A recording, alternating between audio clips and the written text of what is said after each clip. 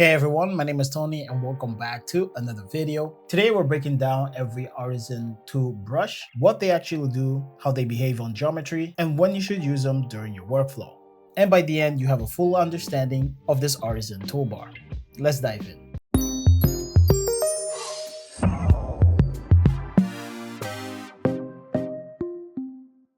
So in this video, we're going to cover the entire Sculpt toolbar, which includes all of these brushes right here, along with shortcuts and options you might not know about. But first, let's set up our file. We got a simple lighthouse here that I got from the 3D warehouse, and we're going to use the sandbox to create our terrain. This is going to be a grid spacing of 3 feet. And we're going to go pretty close to 200 by 300 feet. And we'll try our best to center this as much as possible. So we got something like this. And for this quick demonstration, we'll go into the group for editing and enable lock boundaries. This is going to make sure these edges remain in place. So let's cover the basics of every brush using the Sculpt Brush as an example. When you activate the brush, you get the brush settings. Here you have a drop down of all the brushes in Artisan, and you can also adjust the sliders for the radius and strength.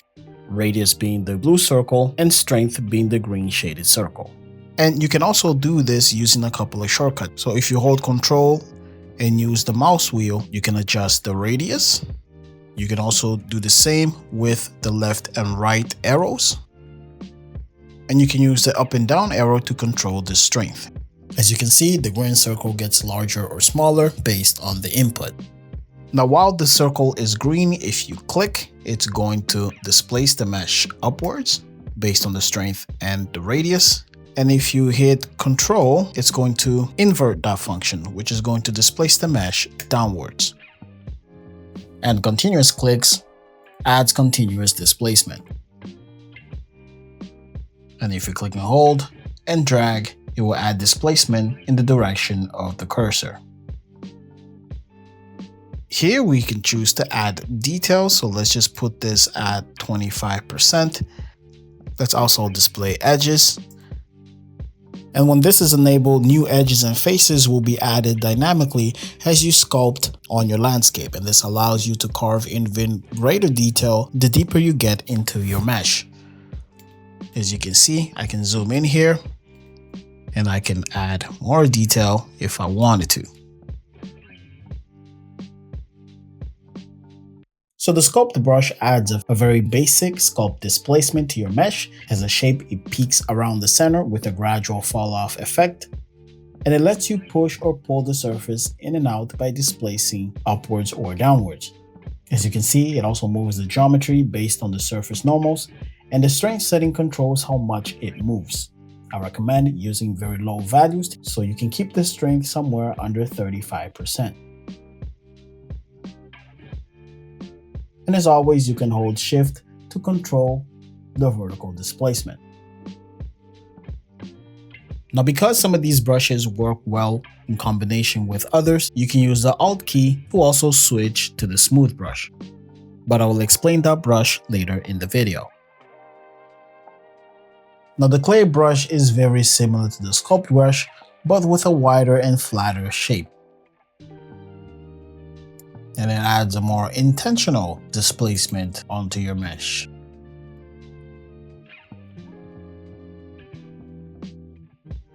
And with a brush like this, it's definitely easier to add river valleys than if you were to add other brushes. So next we have the Inflate Brush. This is definitely a very interesting one, and it pulls or pushes the surface outward or inward based on each point's direction. So you can use this brush to expand or shrink certain areas of your model, as the strength controls how much of that surface moves. So if I activate my brush and I increase my strength and I click repeatedly on a surface, and you can see how that affects the mesh. Keep in mind that the function for these brushes are not strictly limited to landscape modeling, but can also be used for character design.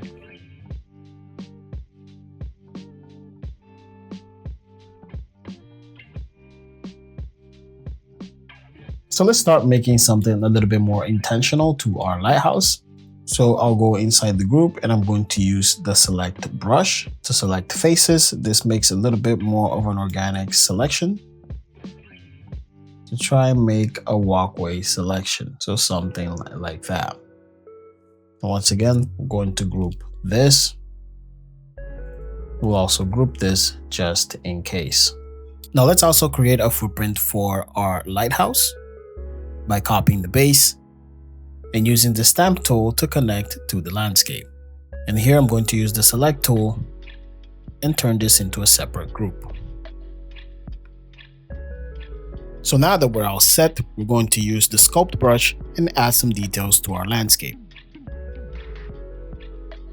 And here I'm just simply following all of the steps already shown earlier in the video.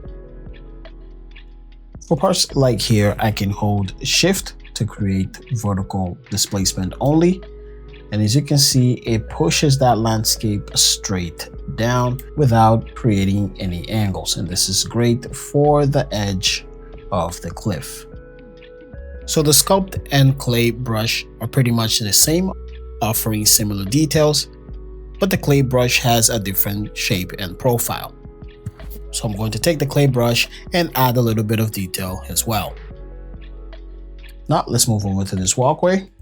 Make sure lock boundary is on. Once again, we'll use sure you control the strength of your brush, and this time we'll go around in the middle. Okay, so now that we have this, we can start to explore all the other brushes. For example, we have the grab brush. So here I'm going to use the grab brush, which can tweak the mesh and contour by moving the vertices in the direction of the mouse cursor. And here you want to be aware that the movement is performed along the camera plane. So I can just click and drag, and you can see how that affects our mesh. So I can control the size of the brush, the radius of my brush, but the strength does not affect anything that I'm doing here. So the pinch brush moves vertices towards or away from the cursor's position. This allows me to add unique details like this.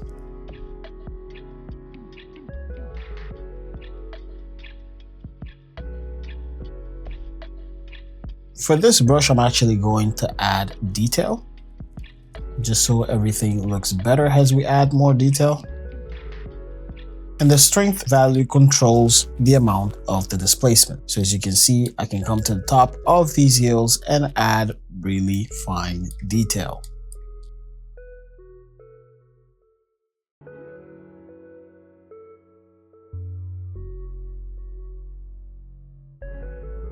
Now the flatten brush moves vertices towards a targeted plane.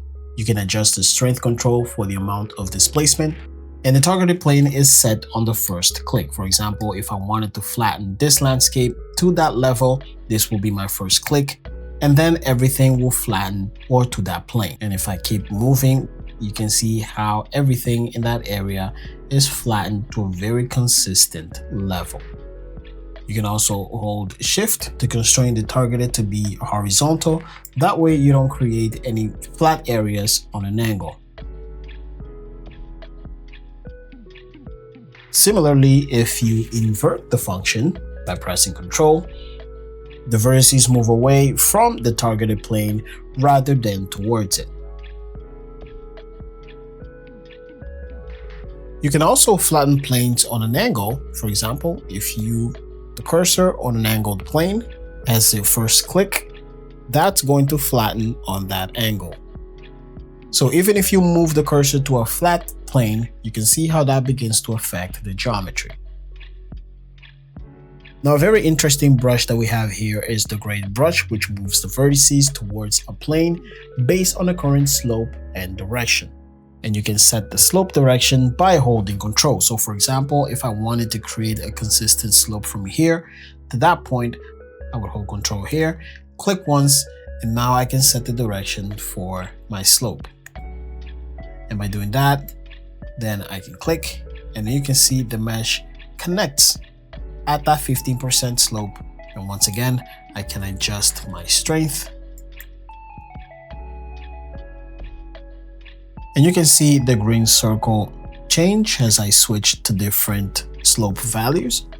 This is 5%, 40%, and at 0%, you can see that it's completely flat. You can see that slope gradually change. So let's say I wanted to set a very gradual slope here by 30% to connect both of these two levels together. I'll select my grade brush, switch this to 30%, hold Control and set my very first click and set the direction down. So now from here, I can click and connect both of those together with a very consistent slope. Now let's suppose I wanted to bring this back up there. Here I can just say 0%, flatten this out a little bit, and now I can Control click. Now I can hold Shift to match the slope and angle. And now we can paint that over and connect both of those two levels together. Now, a very common brush that's useful in combination with all of these is the smooth brush. If you got any of these activated, you can hold Alt and you can see that it switches to the smooth brush. We're actually going to explode these groups so the mesh merges together. Activate the smooth brush. And now we can start to smooth the vertices to eliminate rough areas in our mesh. And this is a very important brush because it's mostly used to add the finishing touches to your model. As you can see, I'm smoothing out the edge where both of our groups connected. And the landscape, it's looking more polished. And a pro tip here, you can use add detail, let's say somewhere around 23%, so the mesh blends with better detail. So we're going to repeat this across the entire landscape so we can bring this to our final result.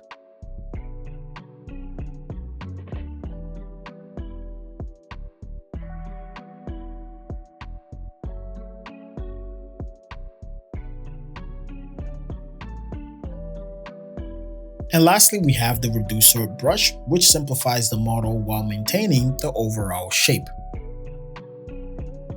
And the idea is that with all the sculpting we've done, our file can become quite heavy and it can affect the performance of our SketchUp model. So the reducer brush is meant to be a solution to that problem. Because with less edges and faces, the model can be easier to view and edit in SketchUp. Few things to keep in mind: the strength controls the size of the edges that are considered for simplification. And once again, the smooth brush also assists with this feature. If you hold Alt and smooth the mesh, it's going to make the triangles more uniform and smooth. So as a final result, we can go to this complex mesh to everything being simplified. And to bring things to a close, we're going to add a few extra details.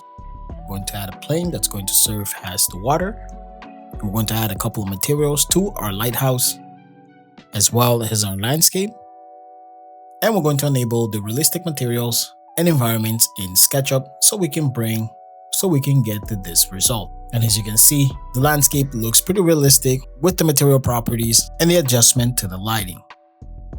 And that's going to be all for this video. Hopefully you've enjoyed the demonstration of all the Artisan brushes. So let me know in the comment section which one is your favorite and which one surprised you the most. Don't forget to like, share, and subscribe, and I'll catch you guys in the next one.